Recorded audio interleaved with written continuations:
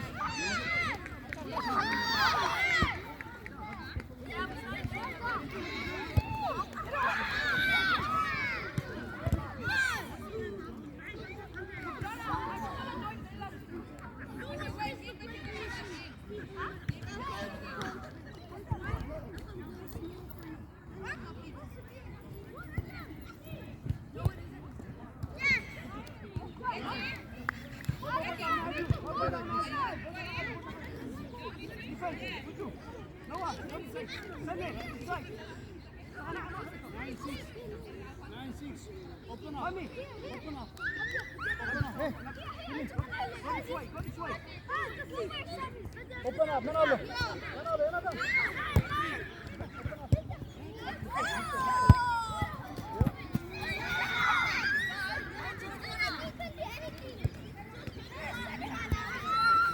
Hey,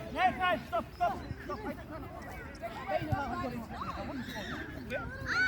Some hazard? Look. Let's go.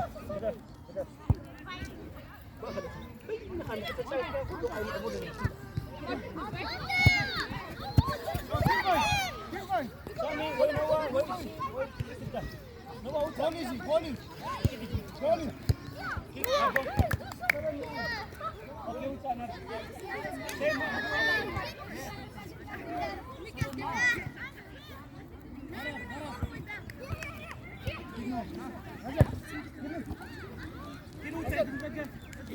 going.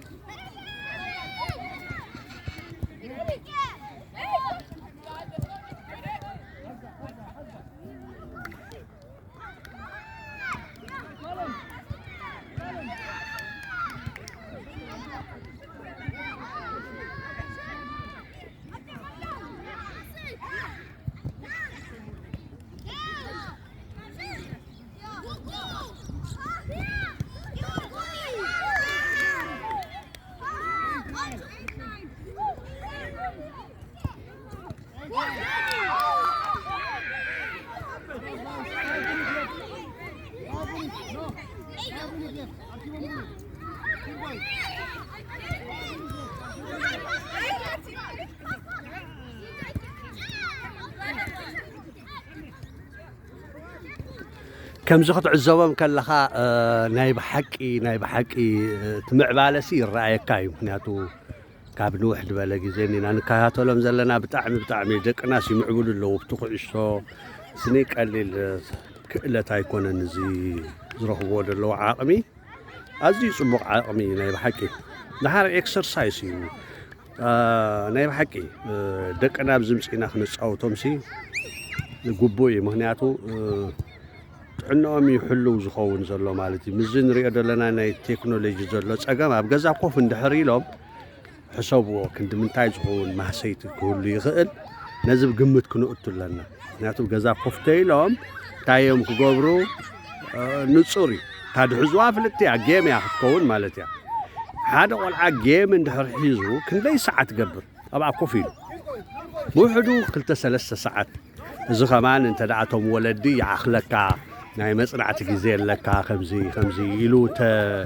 እንተ ደኣት ወላዲ መዲብሎም እምበር ስቒልካ ተርእኻዮም ዋላ 10 ሰዓት እውን ገብሩ ክእሉ እዮም ስለዚ ኣብቲ ዝወስድዎ ግዜ ኣብ ጌም እንተ ደኣ ርኢኻዮ ክንድምንታይ ኣብ ኣካላቶም ሃሳይነት ኣለዎ ንሕና ኣብ ዓድና ክንዓቢ ከለና እስከመይና ኩላትና ንፈልጥ ኢና ኣብ ደገ ኸይድካ ትዘልል ብሓንሳ ትፃወት ዝተፈላለየ ዓይነት ፀወታታት ኤክሰርሳይዝ ኢኻ ትገብር ስለዚ ጥዕናኻ ስሩዕ ይኸውን ማለት እዩ እዚኦም ቆልዑት እዚኦም ግን ኣብ ገዛ እንተ ደኣ ኮፍ ኢሎም ጌም እንተ ደኣ ሂብካዮም 4-5 ሰዓት እንድሕር ኮፍ ኢሎም ክንድምንታይ ማህሰይቲ ዝኸውን ኣብዚ ግን ረኣይዎ ሓደ ቆልዓ ክጎይ ከሎ ብዘይቀር ዓለም ይህነጽ እዩ ዘሎ ማለት እዩ ብጀካቲ ክእለት ዘጥርዮ ናይ ኩዕሶ ክእለት ብዘይክኡ ጥዕናዊ ምህናፅ እውን ኣለዎ ጥዕንኡ ሙሉእ ኮይኑ ይድዓቢ መግቢ ብግቡእ ይበልዕ ማይ ብግቡእ ሰቲ ኣካላቱ ስሩዕ ይኸውን ካብ ግዝፉ እውን ይከላኸል ማለት እዩ ስለዚ ናይ ብሓቂ ደቅና ዓብ ጠቕሞ ከም ዘለዎ ፈሊጥና ኣብዚ ካልእ ኩሉ ግዜ ንብሎ እንድዩ ኣብ መንጎኦም ፍቕሪ ክህሉ ኣብ መንጎኦም ርክብ ክህሉ ነንሕድሕዶም ክፋተውን ክፋቐሩን ሃገራውነቶም ክዓቢ እዚ ኩሉ ግዜ ንብሎ እዩ ማለት እዩ ብዘይክኡ እውን እቲ ኣካላዊ ምህናፅ ዝበሃል ኣሎ ማለት እዩ ምክንያቱ እዚ ዓዲ ኣዝዩ ፈታኒ እዩ ማለት እዚ ቀዳማይ ዓለም ኣዝዩ ፈታኒ ምክንያቱ በመጋግባ ይኹን ዋላ በቲ ቴክኖሎጂ ይኹን ደቅና እንዳተሃሰዩ እዮም ዝዓብዩ ስለዚ ከምዚ ማህሰይቲ እዚ ክነድሕኖም ንኽእል ከዓ ንሕና ኢና ብኸመይ መንገዲ ከምዚኣ ጌርና በቃ ስፖርቲ ኣብዚኣ መፅኦም ስፖርት እንድሕር ገይሮም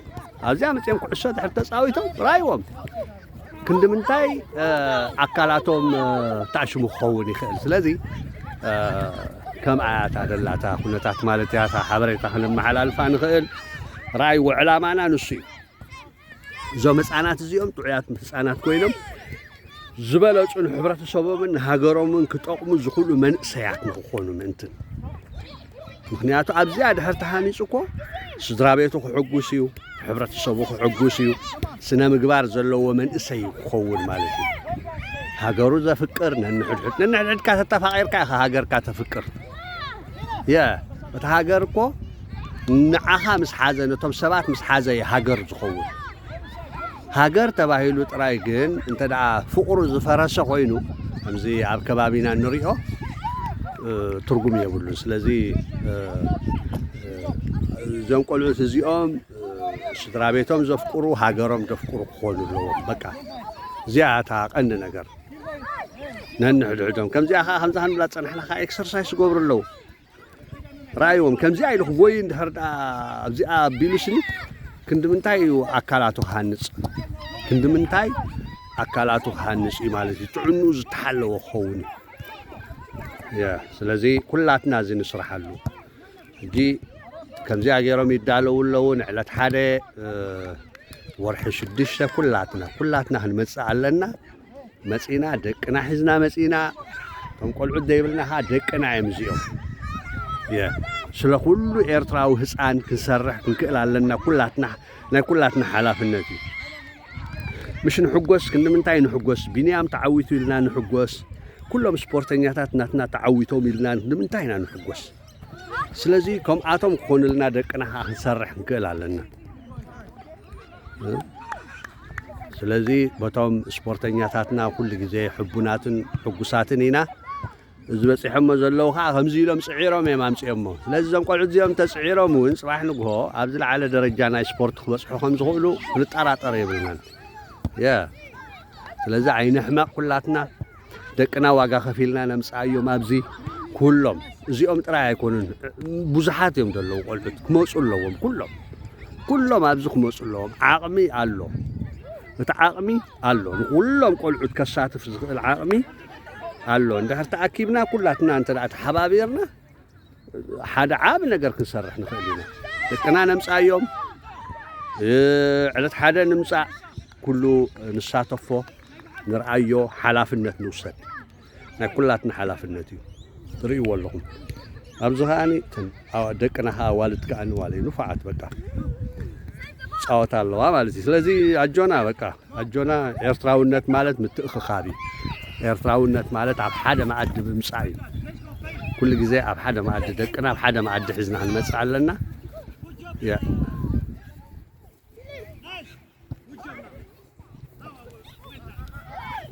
دسكو بلوها رأيهم مني زيهم سي زيهم درار عينيهم زيهم ترديهمني زيهم سي مخسبيهم زيهم مخسبنا يوم سلازم نزم مخسبنا زيهم كنصرح لهم كنكل علينا كنوفي لهم كنكل علينا كل حلاف هاي جنزاب كتمس تدلي قلا كتمس تدلي ولا حنتقل نايب حكي لعل جنزاب لعل كل نجار زيهم دكنا يوم سلازي جزينا هيبنا جزينا وفينا كنمتصخ نكل علينا لازم قلعوا زيهم إذنا يوم كنمتصخ نكل علينا توم زي مسؤول اللهم كمسؤول اللهم نايب حكي سلازينا على حدا ورش الدشة عين رسع كلاتنا أبتزوها بنا أدراشة وسيلنا له أو مسينا نساتف